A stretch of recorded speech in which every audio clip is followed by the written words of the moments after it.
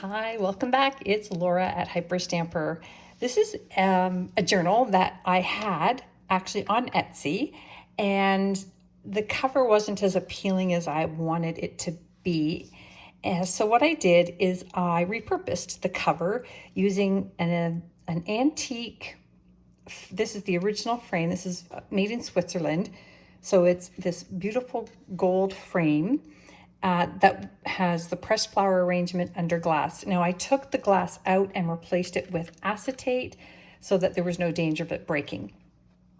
I added this tassel and a little gold medallion here, gold tone, not real gold, and just to tie in. Now this fabric back here is one that I eco-dyed. This was using onion skins, this particular one, and that's on 100% cotton, and it's got the original book title here, Under the Sun, which is also on the side of the book here.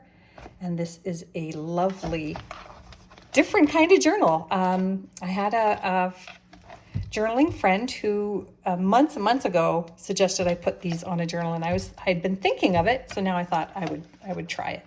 So let me show you the inside. And this is the original pages of the book. The first page is here, Under the Sun, and I've got a little journaling tag here made of antique ephemera, and this wonderful, look at this, 6 Vagabond. This is from 1928 Billboard magazine. And then we have some wonderful children's book pages here, and I've got an envelope here that I baked. Probably, well, never mind, I was going to make a bad joke there. And then there's a little note card inside, and this wonderful ledger page from 1926. An antique book page here, Adventures of Tom Sawyer, and a 1955 Pearl Shop store receipt that you can journal on as well. And here is a wonderful page from Theater Arts magazine from the 50s, or actually that's from the 40s, perhaps that one. And a vintage playing card, and this one is from the 1930s, this one, and that's just a very old Monopoly bill. And then I tea-dyed these pages. They're the only ones that aren't authentic antique and vintage ephemera in my book. This is from a very old gardening book. It's sort of the layout of how you would do a garden. That's from the 20s. This is a page from a 1915 Girls' Own Annual. Look at the picture of the waterfall there. That is stunning. So, and then there's Prayers for Daily Needs on the other side. Just lovely, lovely, lovely.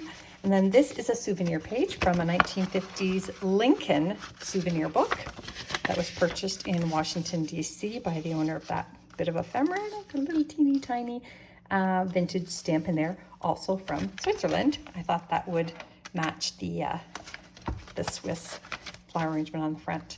There's another page from the original book, Under the Sun. And this is really cool. This is from the 1920s. It was a scrapbook page of a student who did her project on ducks and fowl. Isn't that fun? It's very brittle, but it's really cool. And if you peel off these, you will see the really interesting newspaper articles on the back and magazine articles, which I did accidentally trying to pull them off. You've got a little journaling hidden spot there. There we go, another original page from the book. The 1950s bingo card. And that's just a beautiful little antique book page there. And the pièce de résistance for me is this plate, a full color plate out of a Polish embroidery magazine. It is stunning and in excellent condition for the 1950s. This is a vintage recipe page, and a antique watch guard dial face that would have been used for security guards to track their shifts. Very old, over 100 years old that is. A vintage dictionary page, and this hilariously wonderful magazine page, also designed in Switzerland. So I tried to keep the, I don't know why there's another Switzerland thing there. I just very rarely have a Swiss theme. Not that that's a theme, but there you go. Blah-bitty-blah. Another garden interior plan here. Just pulled that from an antique book, Creative Talent. This lovely vintage doily here, another journaling tag, lots of fun clusters. That's an antique stamp from Portugal, which is kind of neato pepito. just a blank antique page there from Table, from a French book. It's not table. Well, it is, but that is a needlepoint. It was supposed to be a chair cover, and the needle pointer never did finish it. And this is a wonderful sketching postcard, and that is super old, from 1915. Look at the pen and ink there. Wonderful souvenir there. And that's all put on a vintage map. Story of the Butterfly. That's from the book I Wonder Why, which is fantastic. And from the French Almanac from 1938, November 9 and 10. And then when you order my journals, you can ask for a specific date or interest or place, and I will find some antique ephemera and stuff it in here as my gift to you. It's a little thank you. Just a little hidden pocket here with a piece of the scrapbook page in there, and the tag here is from an antique book. It's got the number 99, year 35, and I pulled it off the spine, obviously, and just thought I would reuse it, repurpose it as a bookmark. This here, another doily pocket here, a book from the 1920s, or sorry, a photograph of a house from the 1920s out of a photo book.